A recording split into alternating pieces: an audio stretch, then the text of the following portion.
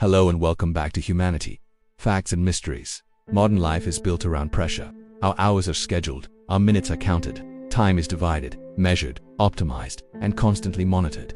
We live with the feeling that we are always late, always behind, always running out of something invisible. This feels so natural to us now, but for most of human history, this way of experiencing time simply did not exist. People lived without constant time pressure. This doesn't mean that life was easy or slow in every sense. It means that time itself was experienced differently. Before mechanical clocks became widespread, time wasn't abstract. It wasn't a sequence of identical, ticking units. It was local, uneven, and deeply tied to the natural world. Day and night mattered more than hours. Seasons mattered more than schedules. The conditions outside your door mattered more than precision. Work followed natural rhythms rather than rigid timetables. Agricultural life was incredibly intense during certain periods and quiet during others. Planting and harvesting demanded enormous effort, but between these moments, life slowed down naturally. There was no expectation of constant, year-round productivity. Labor came in waves, not a continuous stream. Artisans worked according to daylight, customer demand, and their own physical limits. Travel unfolded at the speed of bodies, animals, and the weather. Delays were normal. Waiting was expected. Arrival times were always approximate. Precision was rare, and because it was rare, it wasn't demanded. Time was something people adapted to, not something they fought against. This shaped human psychology in subtle but important ways. Without precise measurement, there was less constant comparison. One person wasn't behind another by minutes or seconds. Life didn't feel like a race against a universal clock.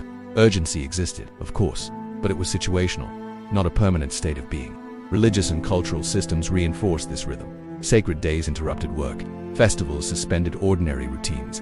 Calendars were filled with socially protected pauses. Rest wasn't something you had to justify. It was expected. Time wasn't just functional, it was meaningful. Another crucial difference was the absence of synchronized time. Before standardized clocks and time zones, each community lived by its own local temporal reference. Noon was simply when the sun reached its highest point in that specific place. Midnight was just deep darkness, not a number on a display. There was no global coordination demanding simultaneous action. This fragmentation of time actually reduced pressure. When everyone lives by a slightly different clock, perfection becomes impossible. And when perfection is impossible, anxiety loses its grip. Social life reflected this as well. Conversations unfolded without constant interruption, news traveled slowly, decisions took time to mature. Silence wasn't automatically filled. Attention was less divided between multiple timelines. People were more present because there was less elsewhere to be. This doesn't mean people were unaware of time. On the contrary, they were deeply attentive to it. But their attention was qualitative rather than quantitative. They noticed cycles, patterns, and changes in the world around them rather than counting numbers. Time was felt, not counted. The shift away from this way of life didn't happen suddenly. It began when time could be measured precisely, independent of nature. Mechanical clocks made time uniform. Once time was uniform, it could be controlled, and once it could be controlled, it could be exchanged. Time became a resource. This transformation changed how societies organized work, movement, and expectation. But its full psychological impact would take centuries to unfold. And this is where the real difference between past and present begins to emerge. What truly changed the human experience of time was not technology itself, but standardization. Once mechanical clocks became accurate and widespread, time stopped being local. It became shared, synchronized, and enforceable. An hour meant the same thing everywhere within a system. This allowed coordination on an unprecedented scale, but it also introduced a new form of pressure. Time could now be owned, sold, and lost. Work was reorganized around the clock rather than the conditions. Tasks were no longer finished when they felt complete, but when the allocated time expired, productivity became measurable. Comparison became constant. Delay became inefficiency. This altered how people related not only to work, but to themselves. Being late was no longer a situational inconvenience. It became a personal failure. Industrialization intensified this transformation. Factories required perfect synchronization.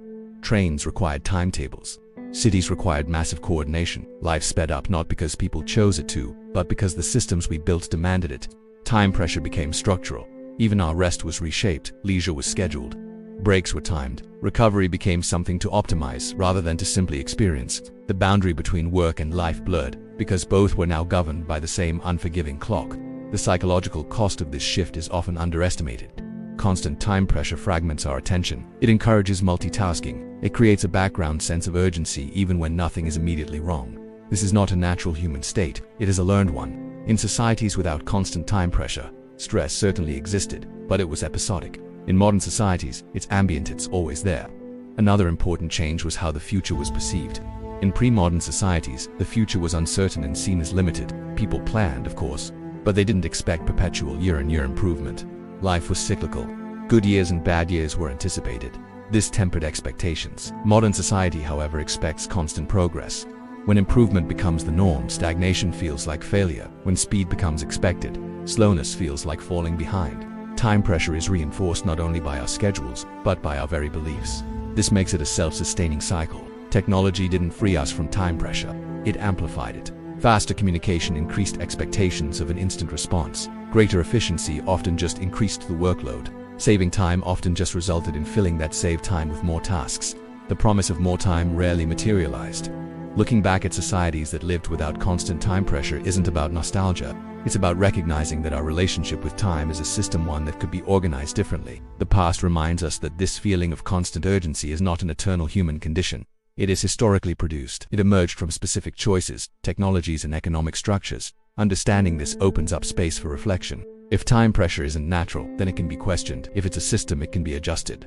We can't return to a world without clocks, nor should we try. But we can recognize that not every moment needs to be optimized, synchronized, or accelerated. The ancient world didn't waste time. It lived inside it, and that fundamental difference shaped how people worked, rested, and understood their lives.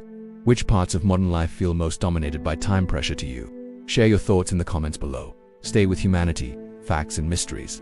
Because the past is never as distant as it seems once you learn how differently time can be lived. Thanks for watching.